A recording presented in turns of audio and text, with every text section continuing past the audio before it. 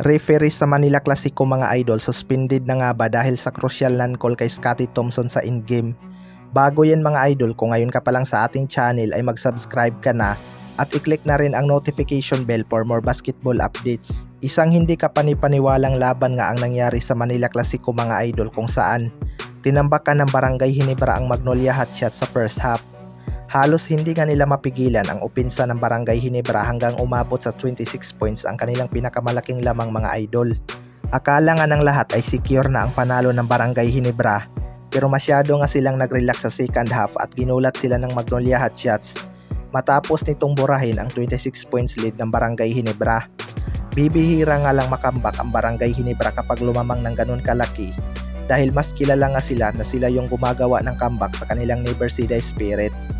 Halimaw na naman ang naging performance ni Tyler B na umiscore ng 31 points at 10 rebounds. Masyado nga itong tahimik sa first half mga idol, pero biglang take over mode sa dulo. Siya nga ang isa sa mga nagbigay ng kalamangan sa Magnolia Hotshots, pero total team effort pa rin talaga ang naging susi ng kanilang panalo. Pinakita nga ng Magnolia Hotshots ang kanilang magandang depensa na siyang nagpahirap sa Barangay Ginebra at kay Tony Bishop. Samantala, mga referee sa Manila Clasico posible nga bang masuspended? Isa nga sa mga pinag-aawayan ng mga fans sa social media ngayon mga idol ay ang crucial layup ni Scottie Thompson sa dulo na magiging pangpanalo sana o pangtabla. Makikita nga natin sa replay na mayroon talagang foul si Mark Baroka, pero hindi nga yan masyadong klaro sa totoong laban dahil napakabilis nga ng pangyayari. Kaya marami ngang nagsasabi mga idol na dapat masuspended ang mga referee. In my opinion, hindi nga madali maging referee. Iba nga ang nakikita nila sa totoong aksyon kaysa sa replay.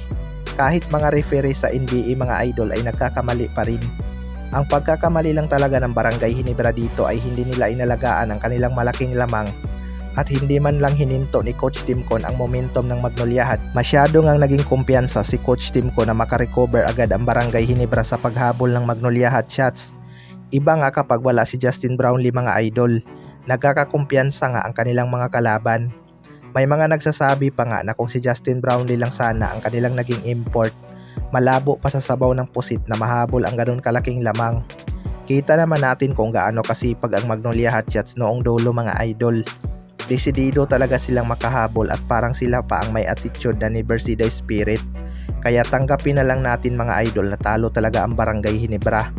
Tinawagan man o hindi ang crucial layup ni Scottie Thompson, dahil naging pabaya din talaga sila sa kanilang depensa.